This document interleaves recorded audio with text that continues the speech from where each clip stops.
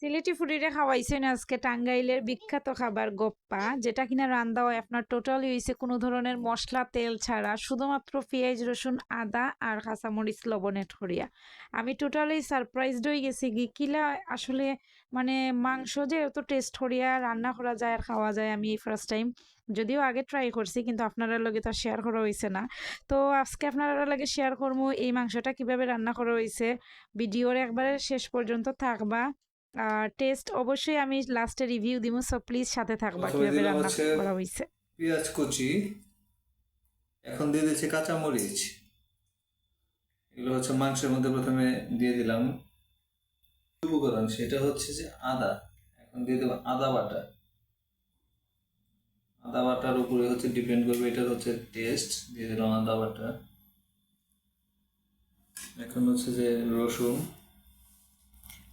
রসুন দিছি ছেঁচিয়া, রসুন সব দিয়ে দেবো নে। পেঁয়াজ দিয়ে দেবো নে। আবার বুঝরা নেই যে তেল ছাড়া, এগুলো হইছে একবারেই তেল নাই। কি আমার রাঁধুনি আসছে যে লবণ দিতেই ভুলে যায়। আমি তো রাঁধতে পারতাম।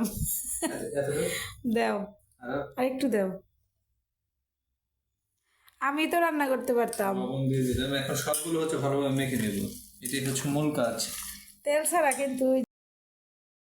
তো আপনারা দেখছেন তাই কিলা এই গুড়ে বালা করে মাখাইছেন, মানে এটা হইছে টোটালি মাখানলির উপরে ডিপেন্ড করে টেস্ট। আপনি যত বেশি মাখাইবা তত সুন্দর করে এটা বাড়াইবো, তেল টেল বাড়াইবো। আর এই দেখো আমি এই জায়গার মধ্যে তানরে খড়াই বসাই দিছি, আর তাই নিটারে সুন্দর করিয়া প্রথমে গরম করিয়া বয়াইছেন, তারপরে ডাকিয়া দিতে হইব। আপনারা বারবারই কইরাম এই রান্নাতে কিন্তু কোনো ধরনের তেল এক্সট্রা মশলা ইউজ করা হইছে না। আর তারপর ডাকিয়ে দেওয়ার পরে 10 মিনিট পর্যন্ত আমরা জাল দিই। আর দেখলাম কত তেল বাড়াইছে, মশলা ছাড়া তেল ছাড়াও যে কত স্বাদের মাংস হয় এই প্রথমবার বুঝলাম। আর রিভিউ দিমু শেষে, আপনারা সবাই পাশে থাকুকা। দেখো অলরেডি রান্না হয়ে গেছে, গন্ধেই আমার পেট ভরে গেছে, টেস্টি হয়েছে দেখেই বোঝা যায়। মনে হচ্ছে যে সাথে থাকুকা, আসলে কিন্তু এগুলো তেল না।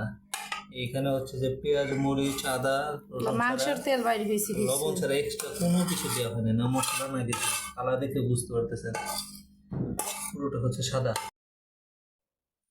স্টার্ট।